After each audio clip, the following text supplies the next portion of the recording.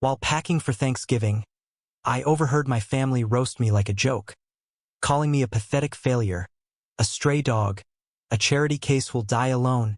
I quietly left.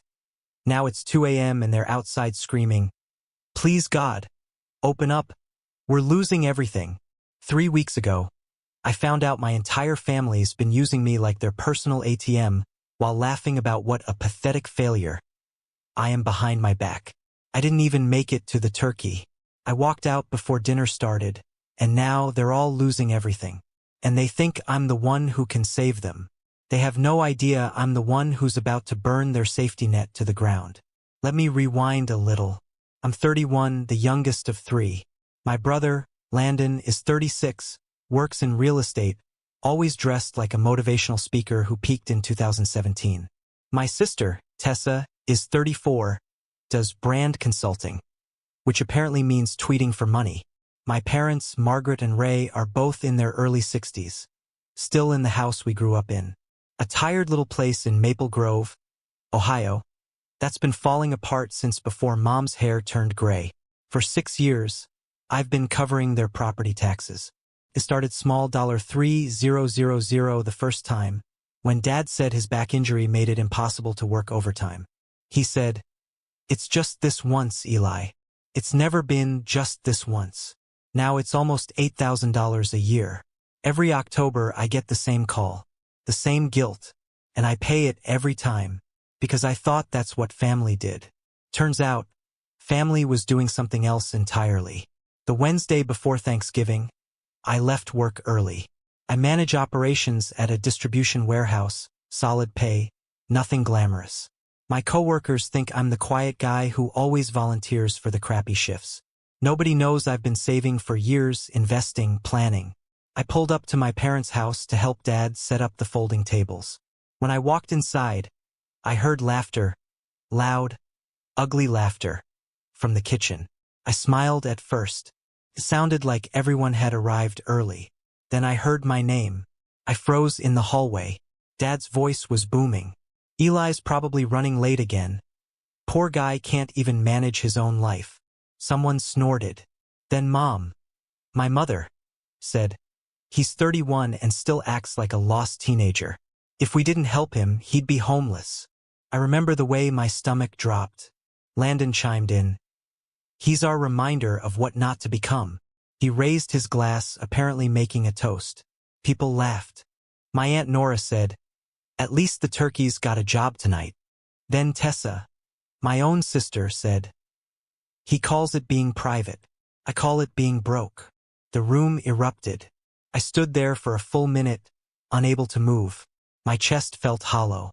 My hands were shaking, but not from anger yet. From something worse. Shame. Then instinct kicked in. I pulled out my phone and hit record. 90 seconds of laughter, insults, my own family shredding me like a punchline.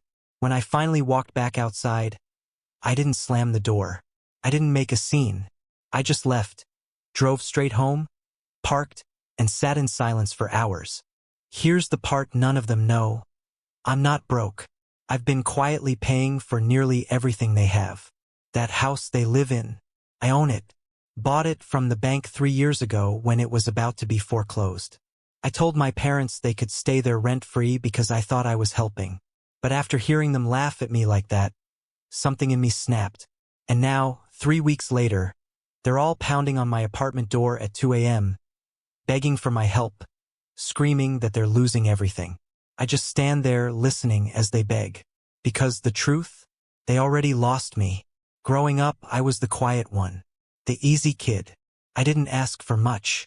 I was the peacemaker in a family where shouting was a love language and guilt was dessert. Landon was the golden boy. He was the kind of kid my dad bragged about to every neighbor, varsity everything, homecoming king, born leader. Tessa was the rebel everyone adored anyway. She'd crash the car and Dad would say, "She's got spirit." Me? I was just there. When I graduated high school, I didn't go to college right away. Dad said, "You're not ready," and I believed him. I worked odd jobs, loading docks, grocery stores, landscaping. I saved money quietly. I never complained. That became my role. Make myself useful, keep my head down, don't rock the boat. The first time they asked for money, it didn't even sound like asking. Dad called one night, said the house was about to fall behind on property taxes. I wired him $3,000 the next morning. He said, "You're a good son, Eli. You're the only one who understands responsibility." I carried that line like a medal. It was never supposed to be permanent. But every year someone needed something. Tessa needed $10,000 for her husband's business startup. "Just until we're on our feet," she said. That was 4 years ago. I never saw a cent back. Landon called me in a panic 2 years later because his SUV got repossessed. He needed a co-signer for a new one. "You're the only one with good credit, bro. Please." Co-signed. The loan was approved, the payments went through, and I stayed in the background while he strutted around telling everyone he was crushing it. Even my parents leaned on me. Dad's back gave out. Mom retired early to take care of him. And somehow I became their financial safety net. I paid their taxes, home repairs, even their utilities when the bills piled up. I thought I was doing the right thing. I thought I was keeping us together. Meanwhile, they treated me like a ghost. When I'd visit, Landon would brag about his big deals. Tessa would flash her designer bags, and Mom would ask if I was still at that warehouse job, in that tone that made it sound like I was living in a cardboard box. Dad used to pat my shoulder and say, "Don't worry, you'll find your path." He said that while standing on the floor I paid for. For years, I told myself they just didn't understand me. That if I worked harder, proved I could take care of myself, they'd see my worth. But they didn't want me to be okay. They needed me stuck in place, reliable enough to help, small enough to mock. The cruelest part? I believed I owed them. I believed love meant being useful. Until that night before Thanksgiving, when I heard how they really felt. How I was the family charity case, the failure, the loser with no purpose. That night, something in me cracked wide open. It wasn't rage at first. It was grief. Grief for the version of me that kept hoping they'd love me back the way I loved them. But grief fades, and what replaces it is colder, sharper. By morning, I'd made a decision. I opened a notebook, started writing down every payment, every favor, every debt. For pages, front and back. And by the time I put my pen down, I wasn't their safety net anymore. I was their reckoning. The morning after Thanksgiving, I didn't wake up angry. I woke up focused. There's a difference. For the first time in my life, I didn't feel small. I didn't feel like the background character in my own family. I felt awake. I started making calls before noon. First to my lawyer. Yeah, I'd quietly hired one a couple years back when I bought my first rental property. I told him I wanted to go over a few asset clarifications. He probably thought it was routine until I said the names Ray and Margaret Weston, my parents. He got quiet, then asked if this was a family matter. I said it used to be. Now it was business. By the end of the day, I knew exactly how much leverage I had. The house was mine, fully paid off and in my name. The SUV Landon drove was still under a co-signed loan, legally half mine. The $10,000 Tessa borrowed? I had proof of that transfer and the texts where she promised repayment as soon as Trent's company hits profit. My lawyer said, "If they've treated you like a bank, then it's time you start acting like one." That hit hard, because that's what I'd been all along, an overdraft protection plan with feelings. I spent that weekend cutting ties, blocked numbers, muted group chats. I didn't answer any messages, even the ones that sounded panicked. Landon texted, "Hey bro, family's worried. You good?" Mom left me 3 voicemails, crying in that way she does when she's trying to control the room. Dad's was short. "We need to talk. Don't do anything stupid." By Monday morning, I had the eviction paperwork ready to file. But then something unexpected happened. They found me. Wednesday night, 11:07 p.m. My building manager called. "Eli, your father's here. He's demanding to see you. Says it's an emergency."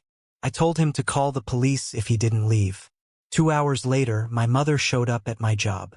She somehow figured out where I worked. Security had to escort her out because she refused to leave the lobby. She sat in her car for 2 hours, just staring at the building. The next night, it escalated again. 2:03 a.m. Someone started pounding on my apartment door. Not knocking, pounding. My walls shook. I heard my father yelling, "Please, Eli, you can't do this." My mother was sobbing. Then Tessa's voice, shrill, desperate.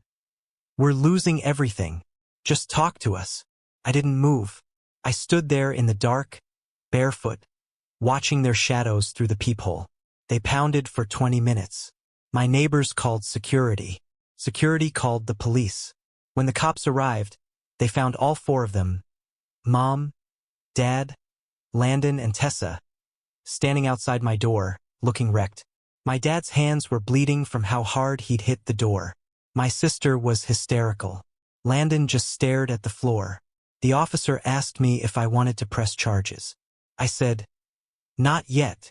But I looked at them, these people I'd bled for, paid for, believed in, and I saw strangers, parasites wearing the faces of my family. As the cops walked them out, Mom tried to meet my eyes. I didn't let her, because by then, I already knew something they didn't. Something I'd made sure of quietly, behind every favor and payment. I had all the receipts, every contract, every transfer, every legal document tying them to me. They thought I was powerless. They were about to find out how wrong they were. When I finally met with my lawyer the next morning, I thought the plan was simple. File the eviction, call in the car loan, sue for repayment. Clean, surgical, controlled. But that meeting changed everything. My lawyer, Ethan, had already done some digging. He said, "Before we proceed, you should know something about your parents' finances." I braced myself. Turns out they weren't just broke. They were drowning, deep in loans I'd never even known existed. Home equity line maxed out. Multiple credit cards in collections. 2 payday loans in my dad's name. And the worst part, a personal line of credit opened jointly with my name on it. I blinked. That's impossible. I never signed for that. Ethan slid the file across the table. My stomach dropped when I saw the forged signature. My name. Same handwriting I'd seen on birthday cards from my mom my entire life. He said quietly, "They've been using your credit, Eli, for almost 2 years." I couldn't breathe for a second. Everything started clicking. The random mail I dismissed as spam. The strange credit inquiry I saw once and assumed was a mistake. My own parents had stolen my identity. I sat there in silence until Ethan said, "We can pursue fraud charges, but that's criminal. Are you ready for that?" I didn't answer right away, because the shock was slowly giving way to something darker, a kind of clarity I'd never felt before. It wasn't just betrayal anymore. It was strategy. They hadn't stumbled into this. They'd built it, piece by piece. While I was paying their taxes and bailing out their bills, they were building debt in my name to keep themselves afloat. I was their invisible guarantor, their financial ghost. That night, I went through every file I had. My taxes, bank records, credit reports. The deeper I dug, the worse it got. The loan in my name wasn't the only thing. There were also utilities opened under my SSN. One from when they switched providers last spring. Another from when the water company messed up billing. They hadn't even tried to hide it. They were confident I'd never check.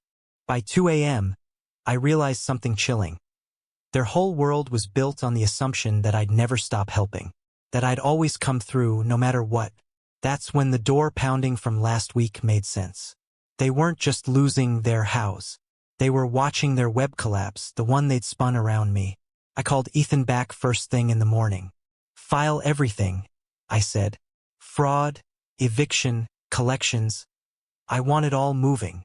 He paused. "Are you sure you want to go that far? This will destroy them." I said, "They already destroyed me." By the end of that week, every document was in motion. Eviction notice, repossession request, fraud report, and I thought that was it, that I'd hit the limit of how deep their betrayal went.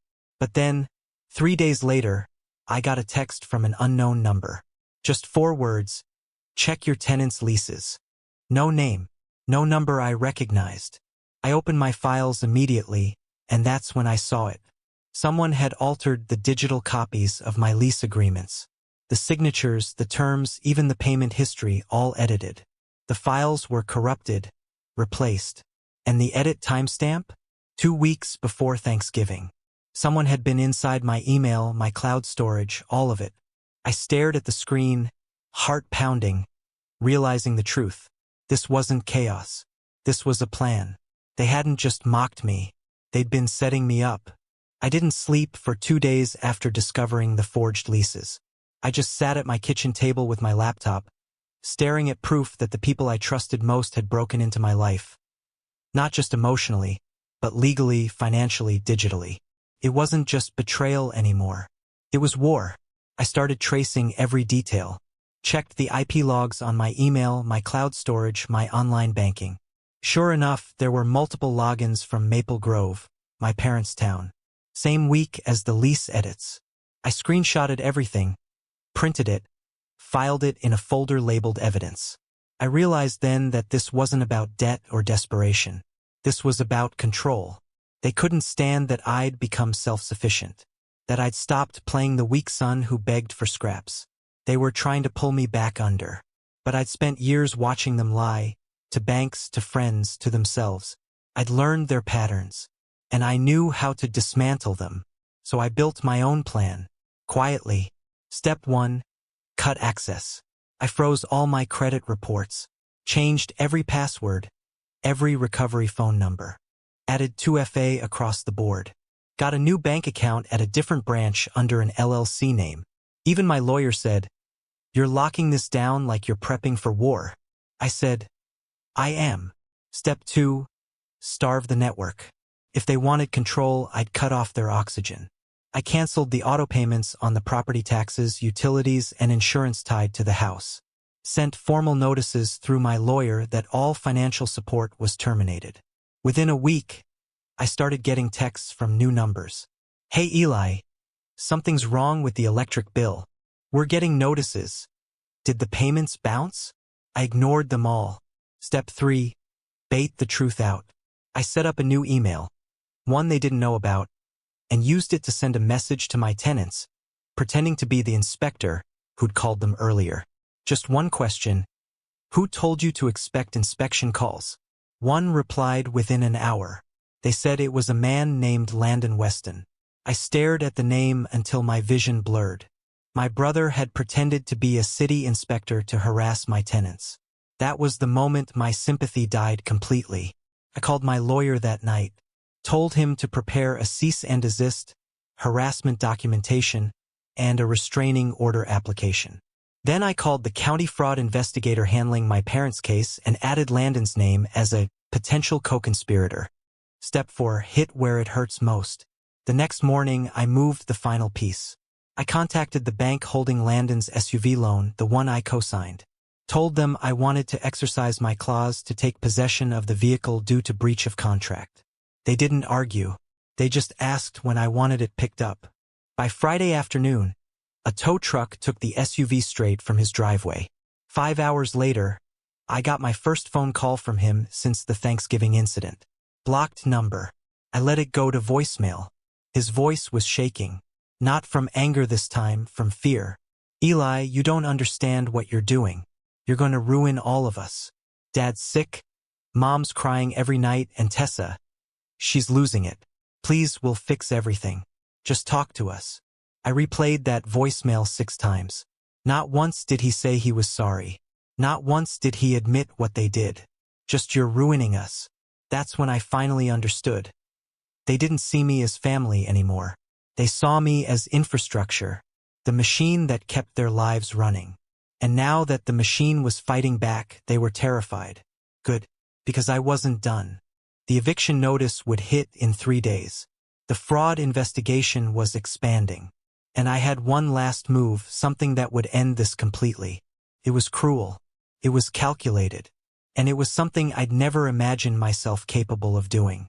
But after what I'd uncovered next, I stopped questioning what I was capable of. Because the second twist was even worse than the first. The night before the eviction notice was officially served, I was pacing my apartment, running through every angle in my head. Everything was set in motion. Every file, every legal step, every defense. but something kept gnawing at me. How did they know so much about my finances? My tenants' names, my property manager's number, even which bank I used. I'd never told them, ever. The only person who ever knew those details was my ex-girlfriend, Maya. We dated for 2 years. She met my parents a few times, even spent a Christmas at the house. Things ended clean, or so I thought, about a year ago. She said she wanted to move out west, and we parted on good terms. We hadn't spoken since. Until that night. At 9:14 p.m., my phone lit up with a message from an unknown number. You should have called me when it started. My stomach flipped. The number had a California area code. I texted back, "Who is this?" The reply came instantly, "You know who." Then another, "They told me you wouldn't fight back." I called immediately, and she answered on the second ring. Her voice was calm. Too calm. "Hey, Eli." It hit me then. She wasn't surprised. She was expecting me. "Maya, what the hell did you do?" A long pause. Then she sighed. "I didn't mean for it to go this far. Your mom called me months ago. Said they were worried about you, that you'd gotten mixed up with some bad investments. She asked if I still had access to your old accounts, and She trailed off. "You what?" "I sent her screenshots," she said quietly, "of your savings account, your rental income, your mortgage statements." I thought she was trying to help you, Eli. My throat went dry. "You gave them everything." "I didn't know what they were planning," she said, almost crying. "They said you'd been reckless, that you were gambling your money away, and they needed to protect you from yourself. Protect me. That was their justification. They'd convinced her I was some unstable wreck." Then Maya said something that made me sit down. "Your sister told me if I didn't cooperate, they'd tell people you'd stolen from the family business." I didn't even know there was a family business. I just panicked. There was no family business. They'd made it up. That was the moment everything clicked. The access, the timing, the forged leases, the identity theft. It all started with Maya. They used her like a tool to get inside my accounts. And the worst part? They'd planned it before Thanksgiving. That dinner wasn't spontaneous cruelty. It was celebration. They thought they'd won. I asked Maya when the last time she talked to them was. "About a week ago," she said. "Your brother called and said things were handled." I didn't know what that meant until I saw your name pop up on the news. I froze. "What news?" She sent me a link. A local online paper. Headline: "Warehouse Supervisor Under Investigation for Financial Misconduct." My full name, job title, and photo were right there. The article said I was being looked into for possible embezzlement involving corporate funds. Total fabrication. And then it hit me, Landon. He knew where I worked. He'd shown up in my parking lot that week. He wasn't just there to beg. He was gathering information. They were trying to destroy my reputation before I could expose them. I thanked Maya, ended the call, and sat there in the dark. For the first time in my life, I understood exactly what kind of people I was dealing with. This wasn't family anymore. This was organized manipulation, calculated cruelty. And now I was done playing defense. If they wanted to turn this into war, I was going to finish it in a way they'd never recover from. The next morning, I called Ethan. "File it all," I said. "Criminal charges. Identity theft, fraud, libel, everything. I want it public. I want them to choke on the truth." He didn't even argue this time. He just said, "Understood." As I hung up, I realized I wasn't scared anymore. I was past that. Now I was dangerous. When Ethan called me 3 days later, his voice sounded heavier than usual. He said, "Eli, before we proceed with filing the criminal charges, you need to hear something. It's about motive." He'd spent the last 48 hours combing through their finances, phone records, even public filings. What he found didn't just explain what they'd done. It explained why. It started with my dad. 2 years ago, after his back injury, he filed for a disability pension. Denied twice. Instead of accepting it, he did something else. He applied for a private loan meant for small home contractors, using a fake business name, Weston Family Restoration LLC. The loan was for $120,000. And the listed guarantor? Me. Except, of course, I never signed anything. The documents were forged, notarized by someone who later turned out to be a friend of my brother's. The money came through. They used it to pay off credit cards, remodel the kitchen, and fund Tessa's husband's failed business. Then the payments stopped. When the loan defaulted, the lender started investigating. They discovered my name and froze my credit until they could verify authenticity. That's why Dad had been so frantic these last few months. The fraud investigation wasn't new. It had already been underway. And that's when Ethan said the part that made my stomach twist. "Eli, they thought they could frame you for it." I blinked. "What?" He sighed. "It's all there in the emails. They created fake messages between you and your dad, threads where you discussed using his business as a tax shelter. They sent them to the lender as proof that you were the one who orchestrated the entire loan. The lender forwarded those messages to local authorities." I just sat there, staring at my phone, every muscle in my body stiff. They hadn't just betrayed me for money. They were trying to erase me, make me the scapegoat for their crimes, the criminal who deserved ruin. My father's voice echoed in my head from that night outside my door.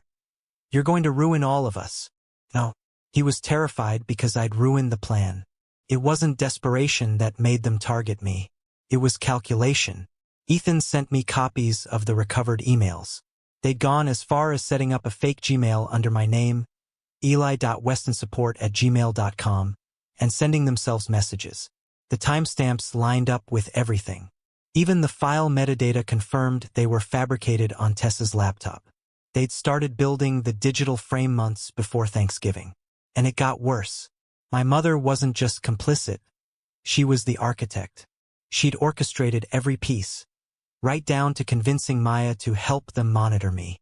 Ethan said, "There's a line in one of her emails that'll make your blood run cold." He read it aloud. "Once it's done, he'll have no choice but to come home. We'll make sure of it." That was the goal. Not to destroy me completely, but to break me until I came crawling back. Until they could control me again. They didn't just want my money. They wanted ownership of me. It was monstrous. And it made sense. Every manipulation, every guilt trip, every laugh. They all stemmed from the same truth. I wasn't family to them. I was property. I hung up the call and sat in silence for a long time. My apartment felt smaller, darker. Not from fear, but from disgust. They'd been planning to sacrifice me to save themselves. My own mother had written it down like a business plan. That's when I knew what had to happen next. I couldn't just cut them off. I couldn't just reclaim my money. That wouldn't fix it. They needed to be exposed. Publicly. Permanently. They wanted me to come home. So I decided to bring home to them every lie, every stolen dollar, every ugly truth, right to their doorstep. And when I was done, there wouldn't be a single person left who saw them as victims.